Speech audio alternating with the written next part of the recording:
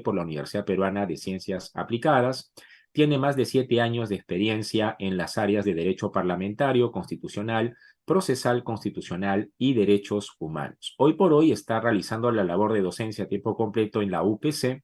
Sin embargo, también se ha desempeñado como socio fundador del estudio González y Mardon Abogados, como asesor del Congreso de la República y especialista judicial en la Corte Suprema de Justicia. Hoy por hoy, además de realizar labor docente en la UPC, también lo hace en la Universidad de Lima y tiene además un libro que es, por lo menos desde mi humilde perspectiva, muy recomendable sobre un tema que siempre o paradójicamente suele tomar bastante importancia a cada cuestión política o crisis difícil que nos toca atravesar, que es el de la reforma o revolución, los dilemas del debate para la reforma constitucional en el Bicentenario.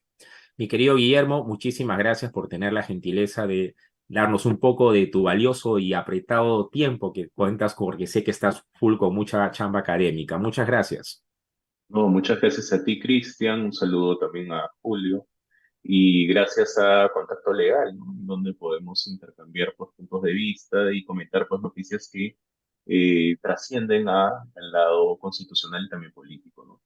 Efectivamente, ¿no? Y este no es un asunto ajeno a ello, porque está la arista constitucional, estrictamente jurídica, digámoslo así, y luego también está este sustrato o trasfondo político de lo que pueda significar lo que está de por medio y a lo que puede conducir como quizá un precedente o un antecedente que habría que evaluar de manera, digamos, razonable hasta qué punto permitimos o no este tipo de injerencias o intervenciones por parte del Congreso, pero quizá lo más importante o necesario para empezar esta sana conversación sería, para que nuestro público nos entienda, qué es concretamente la Junta Nacional de Justicia, porque claro, digamos que todos sabemos qué es el Congreso de la República, cuál es su papel, pero de pronto aparece en escena la Junta Nacional de Justicia y habrá quienes piensen que la Junta Nacional de Justicia es como una suerte de órgano y que el Congreso puede estar por encima y consecuentemente no hay nada de extraño de esta injerencia. ¿Cuál es la naturaleza de la Junta Nacional de Justicia? ¿De qué se encarga concretamente dentro de este marco constitucional que tú bien conoces? Ok, una interesante pregunta. La Junta Nacional de Justicia es un organismo constitucionalmente autónomo, según la Constitución. Y hay que Ujú. entender cómo nace también la Junta Nacional de Justicia, porque esto tiene una génesis, pues, ¿no? En el año 2018 estallan los casos de los audios entre los ex consejeros del Consejo Nacional de la Magistratura, que fue el antecedente a esta Junta Nacional de Justicia. Fue también pues, un organismo autónomo en el cual se dieron una serie de audios en donde se ventilaron hechos de corrupción entre los que se denominaron los consejeros, ¿no? A raíz de eso, en el año 2018 se plantea una reforma constitucional y se plantea la creación de la Junta Nacional de Justicia para suplir lo que fue el Consejo Nacional de la Magistratura. Esa reforma constitucional fue sometida a referéndum, expresión de un mecanismo de democracia directa, en donde la población dijo sí a la creación de la Junta Nacional de Justicia. Entonces, hablamos de un organismo constitucionalmente autónomo que tiene una serie de funciones. Entre las principales se encuentran, pues, el nombramiento de los jueces y fiscales, un nombramiento a través de un concurso público, pues, de méritos, en donde se da también una entrevista. Hay una evaluación cada 3 años y medio por parte de los miembros de la Junta Nacional de Justicia a quienes son, pues, los jueces y fiscales.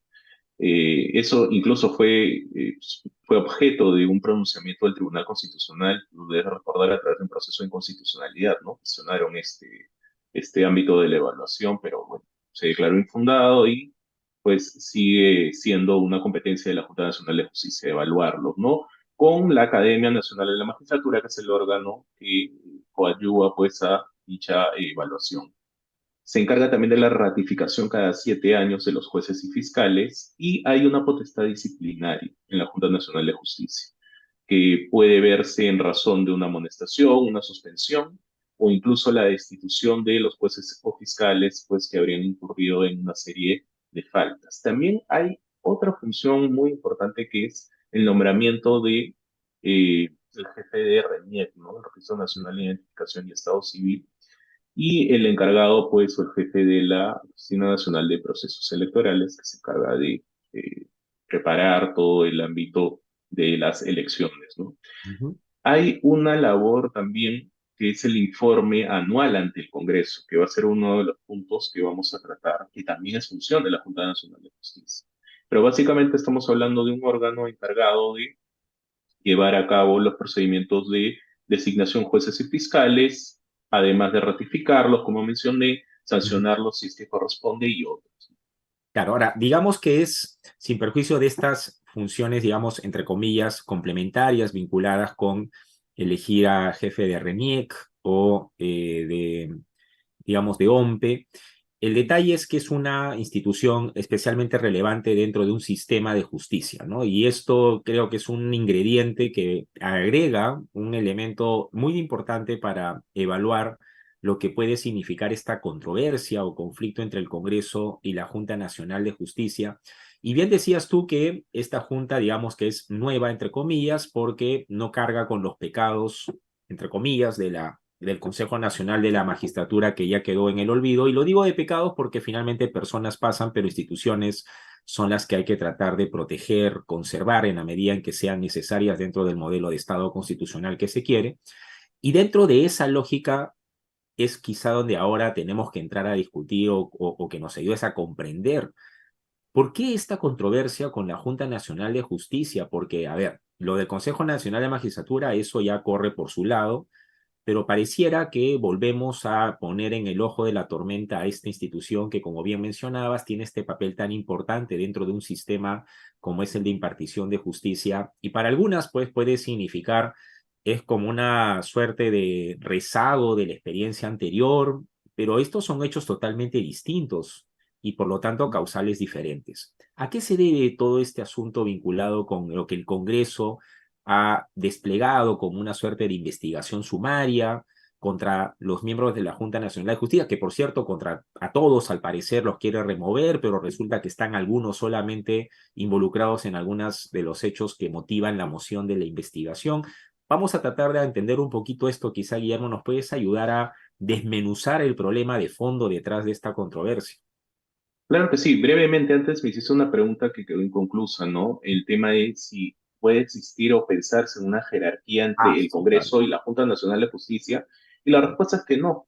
Ujú. Tenemos un sistema, o mejor dicho, una constitución que diseña un sistema en donde las instituciones se encuentran reguladas a través de los tres clásicos poderes, el poder ejecutivo, el legislativo, el poder judicial, a través del principio de separación de poderes. Pero eso no quita que también existen órganos o organismos constitucionalmente autónomos que forman parte del Estado. Entonces, no podríamos hablar de una jerarquía per se del Congreso con la Junta Nacional de Justicia o el Poder Ejecutivo con la Junta Nacional de Justicia, porque todos los 10 organismos constitucionalmente autónomos, dentro de ellos la Junta Nacional de Justicia, forman parte pues de esta organización estatal y son claves para el funcionamiento del Estado, ¿no?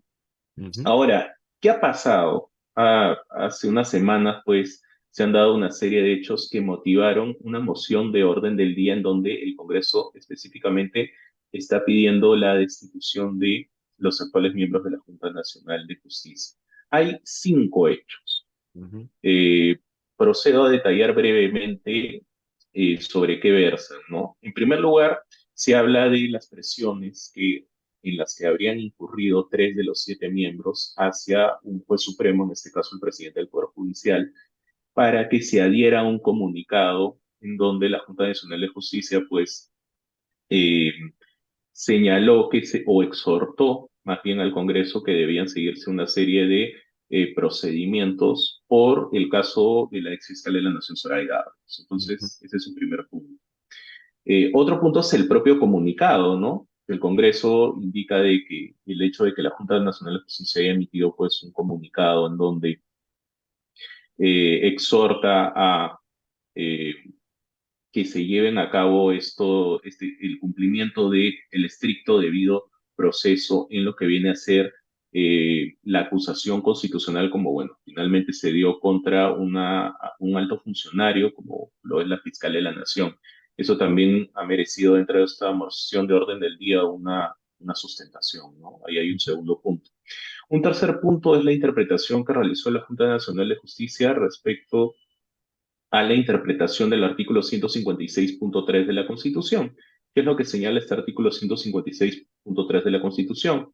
Los requisitos para acceder a llevar a cabo la función de miembro de la Junta Nacional de Justicia, y en donde se establece un rango, ¿no? Que tienen que haber cumplido al menos 45 y un máximo de 75 años. Ese es un tercer punto. Otro punto es el vinculado a la emisión de un reportaje en donde presuntamente un miembro de la Junta Nacional de Justicia habría pues sacado una información que luego fue transmitida por un medio de comunicación en donde se indicó que se iba a dar una sanción disciplinaria al actual fiscal de la Nación, la señora Benavides. Mm. Entonces, sobre esos puntos está girando el ámbito de esta moción de orden del día, ¿no? De acuerdo. Ahora, Perdón, hay un punto más, disculpa, me sí, había sí. olvidado. La presentación del informe anual, que era Ah, lo que señalaba, ¿no? mm, No han presentado en el 2021-2022 el informe anual que, conforme al 154.6 de la Constitución, la Junta Nacional de Justicia debía hacer. de acuerdo. Ahora, entiendo que esta moción de orden del día no solamente está siendo objeto de cuestionamiento, discusión o controversia, si es que supuestamente estos elementos son razones suficientes para llevar a cabo esta acción por parte del Congreso, sino también porque se ha planteado una suerte de investigación sumaria, es decir, se ha puesto en tela de juicio no solamente las motivaciones subyacentes a esta moción, como bien has descrito por estos hechos que nos has comentado, sino que además el mecanismo, la forma como pretenden llevar a cabo el determinar si hay indicios suficientes para hacer eficaz esa responsabilidad que le asiste al Congreso de poder remover a los miembros de la Junta Nacional de Justicia, quizá para completar lo que está detrás de la controversia y lo que ha levantado tanto revuelo, es que también hay una suerte de hacer esto lo más rápido posible, al parecer. ¿Esto es exactamente así?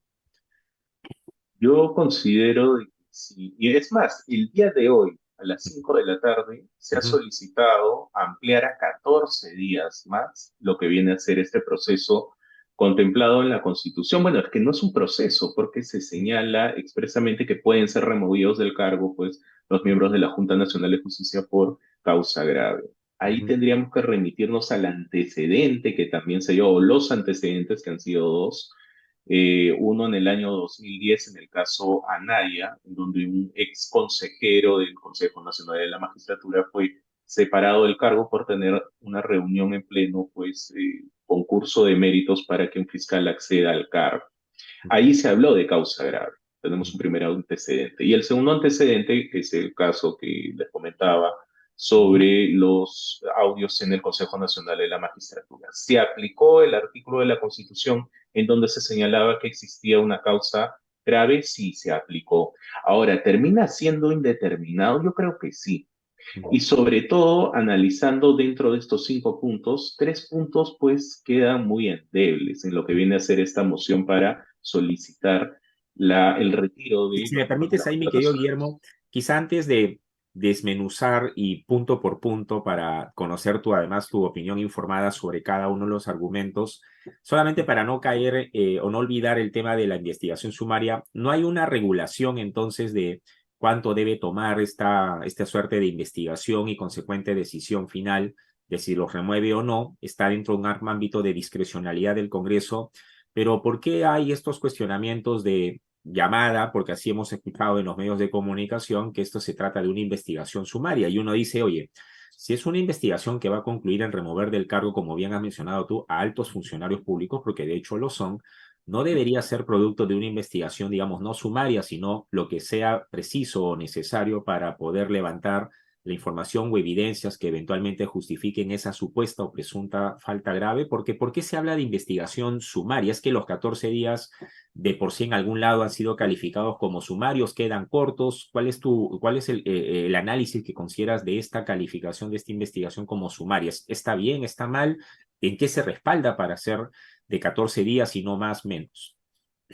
Muy bien, como tú bien señalas, la propia moción, que es la número 7565, en su contenido habla de una investigación sumaria, ¿no? Ujú. Encarga a la Comisión de Justicia y Derechos Humanos del Congreso una investigación sumaria, es lo que dice textualmente, conforme a eh, el incumplimiento o más bien el cumplimiento del 157, el retiro de estos miembros por causa grave. No existe procedimiento, no está detallado el procedimiento ni en la Constitución ni en el reglamento del Congreso. Entonces, ahí viene un ámbito en donde pues se presta la arbitrariedad. Es decir, ¿por qué no 14? Porque en un principio dijeron 7 días, no sé si recuerdas, Sí, claro. y pensaron y dijeron, a ver, estamos hablando de retirar a altos funcionarios descritos en el artículo 99. De ahí vamos a abordar de que podría haber una salida con el juicio político, pero bueno, si nos enfocamos en esta investigación sumaria, se aplica el 157 en donde no hay un proceso. Mm. Entonces el Congreso está desarrollando el proceso a través de la citación a testigos, pero no hay un plazo establecido, tienen que ejercer el derecho a la defensa. El debido proceso tiene una serie de manifestaciones en Mm. donde las personas a las cuales se les está atribuyendo una serie de hechos que serían pues configurados como una causal grave, que tampoco está determinado, tienen que defenderse, tienen que llevar a cabo una serie de actos para cuestionar los medios de prueba, tienen que ir los testigos, tienen que contradecir los dichos, etcétera. Entonces, yo creo que hay una problemática que está afectando pues ese debido proceso totalmente, porque no está regulado en la Constitución.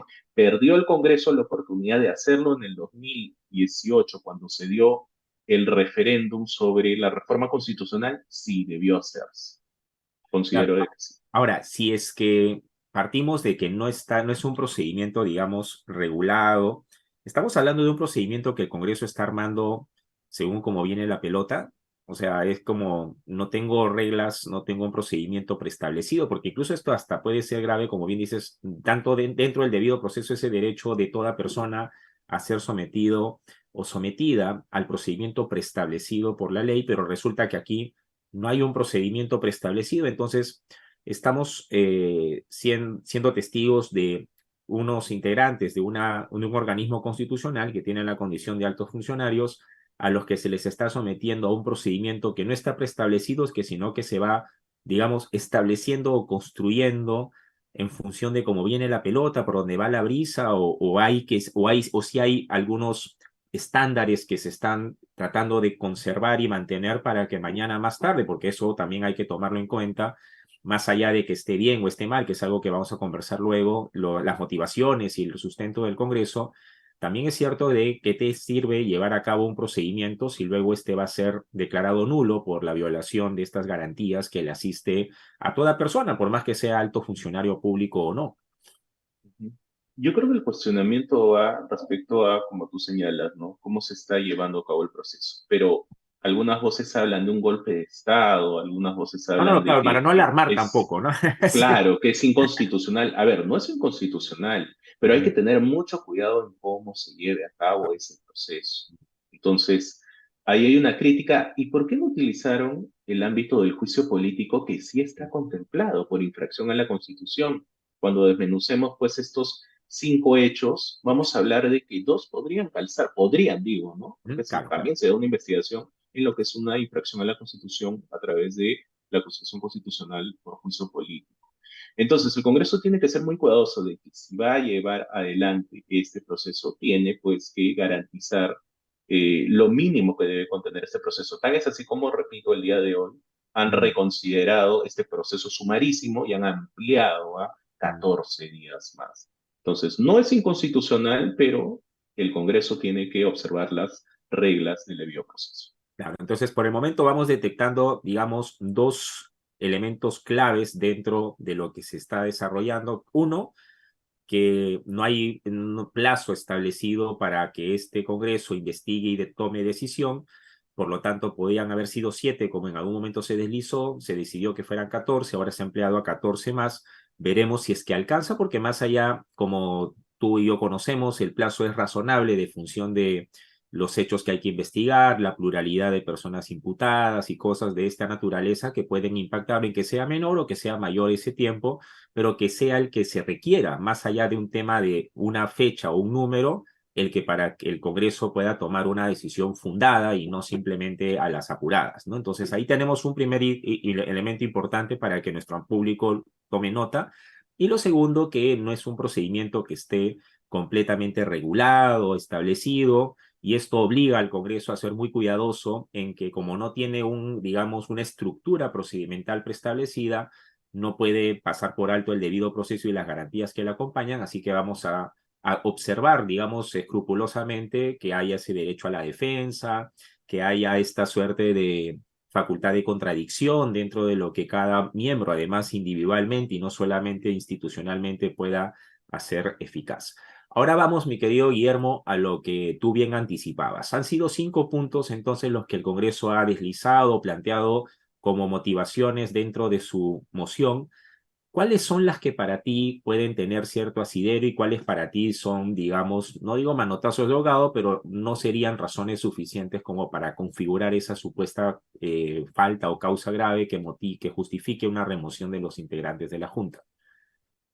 Ok, a ver, vamos de repente empezando por el ámbito de lo que de las cinco yo considero que no hay asidero, ¿no? Para llevar a cabo una decisión tan fuerte como retirarlos del cargo. En primer lugar, se postula de que tres de los miembros, pues, de la Junta Nacional de Justicia, quiero decir, habrían influenciado al presidente del Poder Judicial Ujú. para que se sume al pronunciamiento que tuvo la Junta Nacional de Justicia a favor de Zoraida Ábalos. Entonces, ¿sobre qué se basa este argumento dentro de la moción que sustenta el Congreso? Bueno, lo basa en que hubo un programa periodístico en la televisión y un periódico en la prensa escrita que toma los dichos de un tercero dentro del Poder Judicial y que a través de los dichos de ese tercero, pues habría existido una reunión entre estos tres miembros de la Junta Nacional con el presidente, pues presionándolo para que se diera ese pronunciamiento. Como no lograron ese objetivo, la fuente también dice que se da una reunión entre los miembros de la Corte Suprema y ahí decían si es que se apoya o no el comunicado que había emitido previamente la Junta Nacional de Justicia.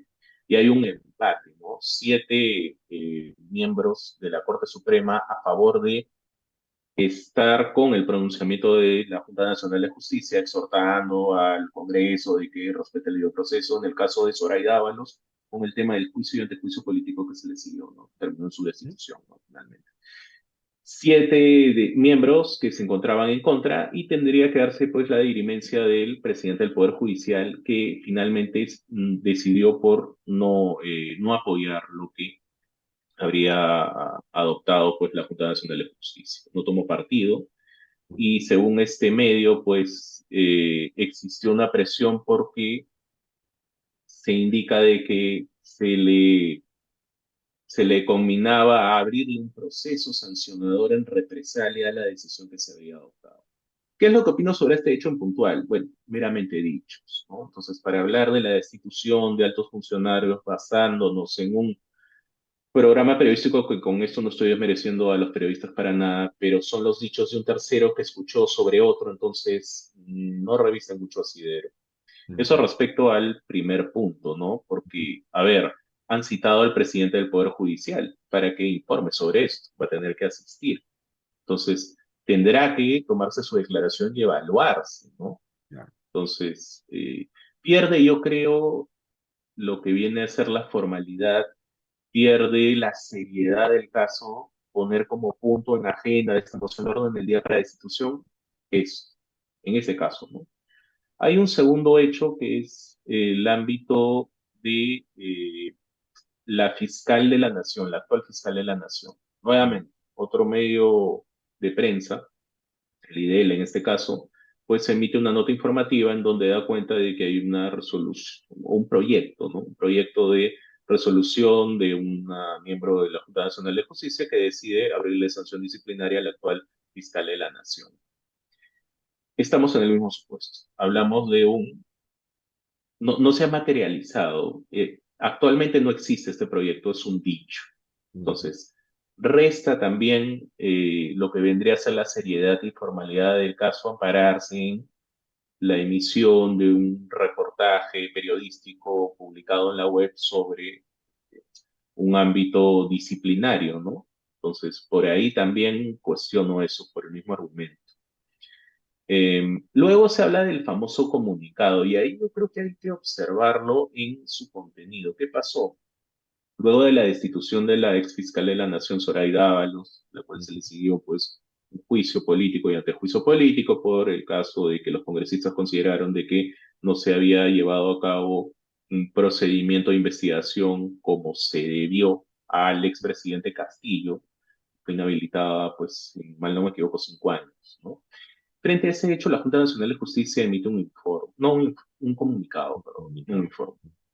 Un comunicado que lo pone pues en su página web y en su cuenta de Twitter. Y efectivamente ellos señalan, ¿no? Invocan a la reflexión, al Congreso sobre la acusación que se dio pues contra Zoraida Ábalos. Pero ahí dicen, ¿no? En tanto las imputaciones en contra de Ábalos guardan relación con su criterio jurídico en el desempeño de su labor de fiscal en la nación. Y a reglón seguido hay una exhortación, ¿no? La Junta Nacional de Justicia, pues, respeta las atribuciones del Congreso para llevar a cabo prerrogativas de juicio o antejuicio político, 99 diciembre de la Constitución, Ujú, pero que deben llevarse a cabo respetando, pues, el debido proceso.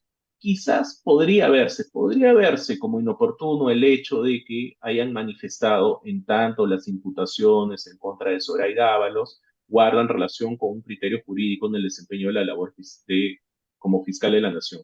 ¿Por qué? Porque el Congreso dice acá hay una injerencia política, están ujú, emitiendo un comunicado político.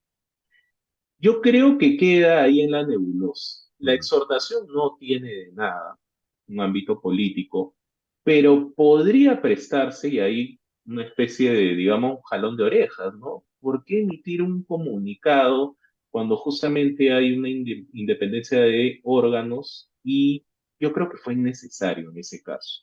Se generó un problema, ¿no?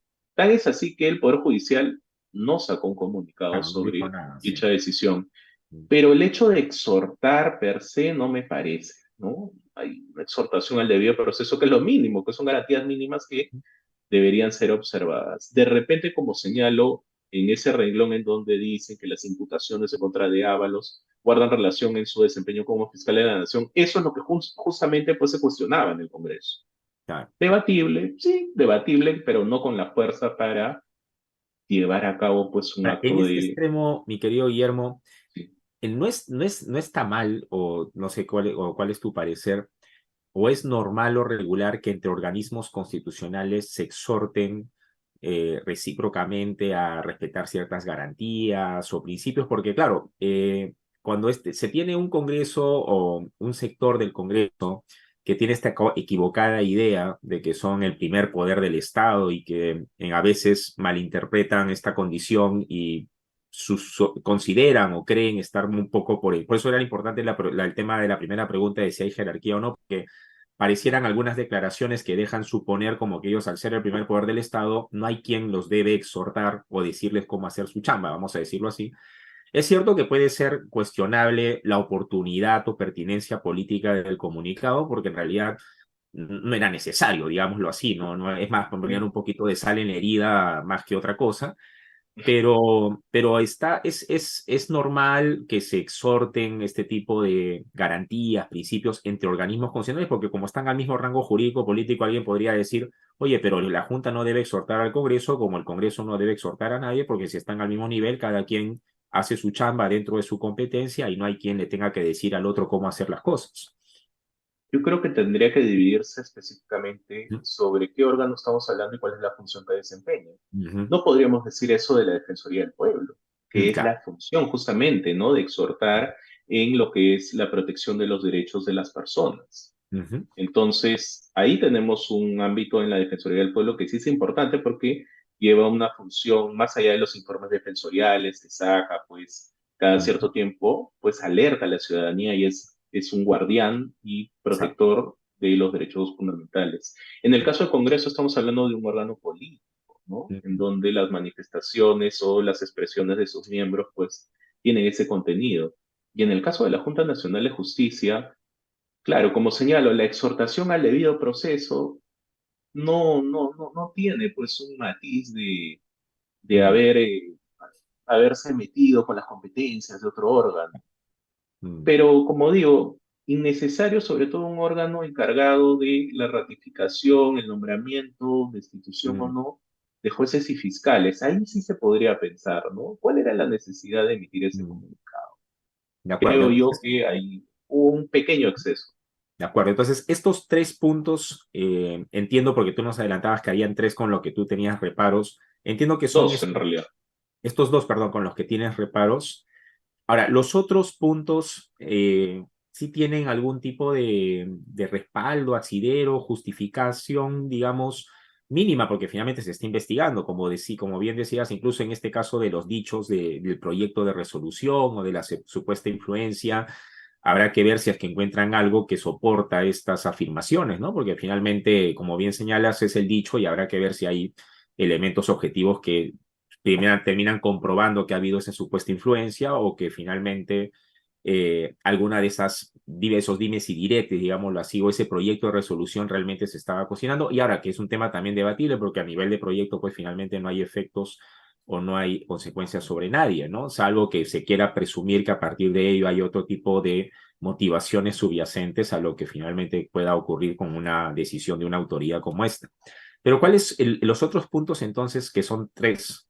Entiendo que sí desde tu perspectiva, podrían ser, digamos, un puntapié inicial, veremos la conclusión, pero por lo menos de la moción para llevar a cabo la investigación que se está entablando ahora.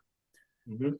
Entonces, habíamos señalado el comunicado de la Ujú, Junta Nacional de Justicia, inoportuno quizás, ujú, no sí, creo claro. que revista tanta trascendencia. El Ujú, tema de la injerencia que habría tenido la Junta Nacional, la supuesta la injerencia que habría tenido sobre el titular del Poder Judicial, es un ujú. dicho también, y el tema de la señora Benavides, que es la fiscal de la Nación. Sobre eso no nos queda claro. Ahora hay dos puntos. Vamos Uno a ver. es la presentación del informe Mm, anual ante el Congreso. Y ahí sí estaríamos pues dentro de una infracción constitucional, ¿no? Porque señalamos de que el artículo 154.6 detalla como un deber de la Junta Nacional de Justicia informar anualmente ante el Congreso. de Entonces, acuerdo. en el año 2021 y en el año 2022 no se ha dado ello.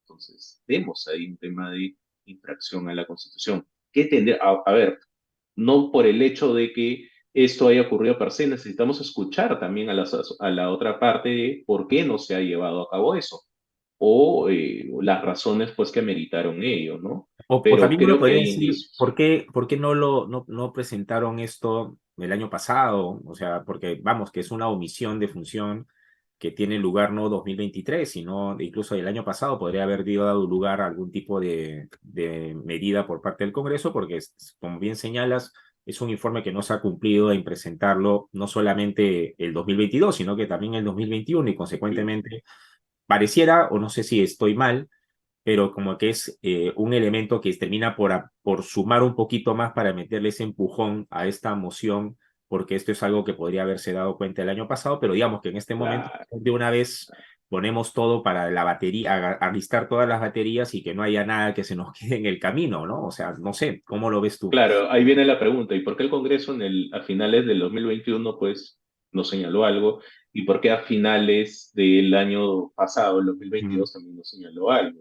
Sí, claro, es un mm, tema de oportunidad quizás en el cuestionamiento, pero de que hay una infracción constitucional, a mí, bueno, pues yo considero de que sí hay acá causales para llevar a cabo ello. Ese es un mm, punto.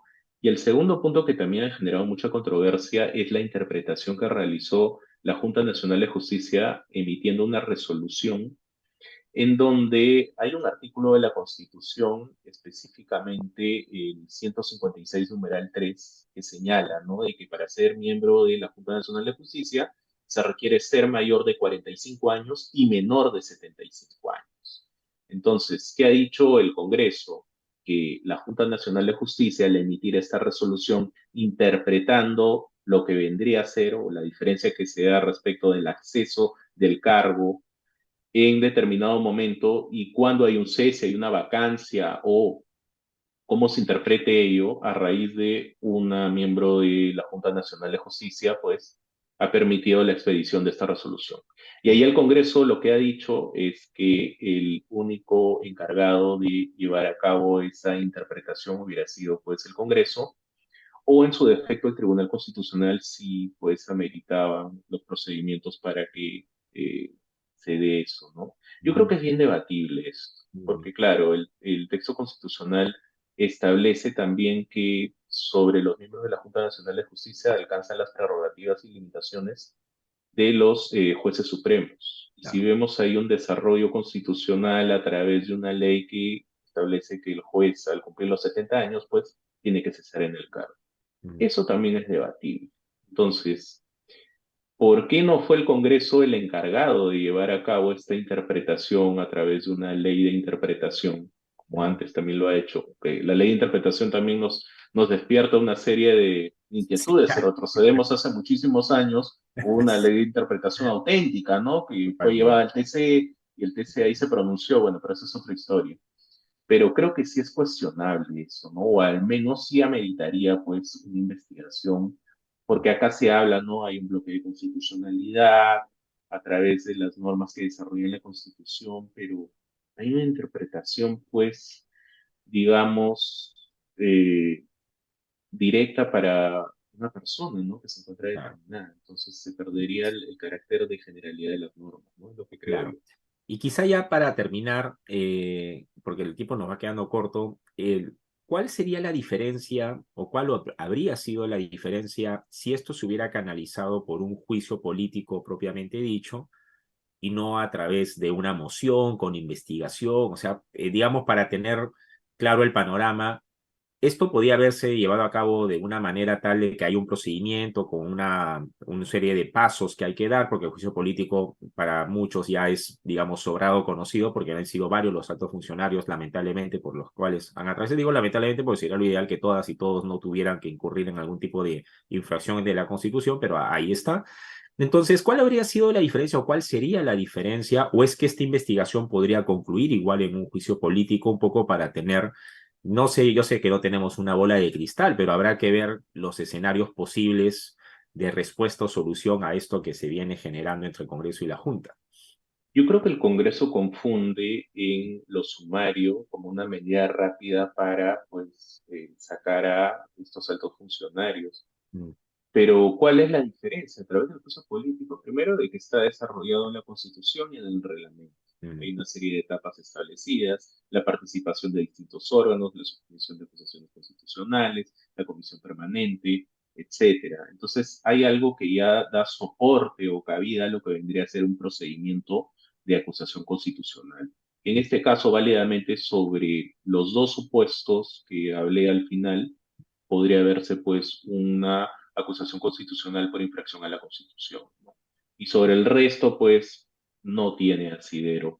El tema de plazos, el tema de respeto de las garantías, que se respete la defensa de estas personas, que mm. puedan presentar pues los medios de prueba. Entonces, ¿por qué no se decantaron por la acusación constitucional vía juicio político? Es lo que también nos preguntamos, ¿no? Y no entendemos en algo tan indeterminado como es la causal o mejor dicho, causa grave dentro de ese Mm. artículo 157. El Congreso perdió la oportunidad cuando hizo la reforma constitucional creando la Junta Nacional de Justicia, replicando lo que fue también ese artículo, ¿no? Entonces, nunca se delimitó.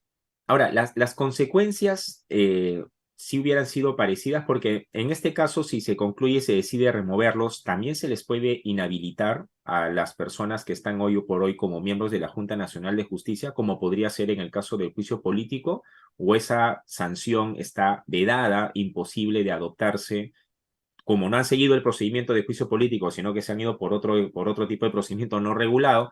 Entonces mi pregunta es, podría ser que no solamente los remuevan, sino también los inhabiliten, como de hecho podría haber sido un resultado si es que se hubiera llevado a cabo un juicio político en este caso, o solamente removerlos y hasta ahí queda. Pensemos, hablando un poco a futuro, pensemos de que se lleva a cabo este procedimiento, pero se activa a su vez en un Mm, procedimiento de juicio político. Supongamos que a través del juicio político, pues, se prueba de que incurren en infracción a la Constitución y se les destituye y se les inhabilita por una determinada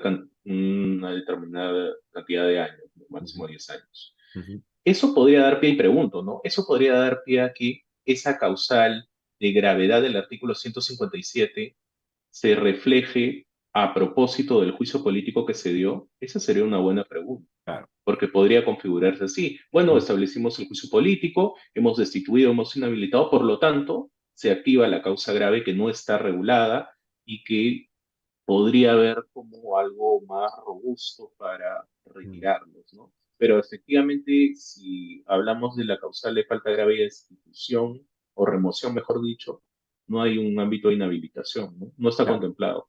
Claro, no está contemplado. Y eso es bien importante, pues, ¿no? Porque ahora, tampoco, como bien dices, no está tampoco descartada la posibilidad de que producto de esta investigación sumaria se decida presentar la denuncia constitucional por infracción de la Constitución. Y solamente en esa eventualidad, para terminar, mi querido Guillermo, ¿sería válido tener dos procedimientos abiertos? ¿Cómo quedaría la moción de la investigación si al final se decide abrir por cuerda separada la denuncia constitucional por infracción de la Constitución? ¿Sería posible que los miembros de la Junta sería materia de una moción de orden del día de investigación sumaria por causa grave para removerlos y en paralelo un juicio político por infracción de la Constitución?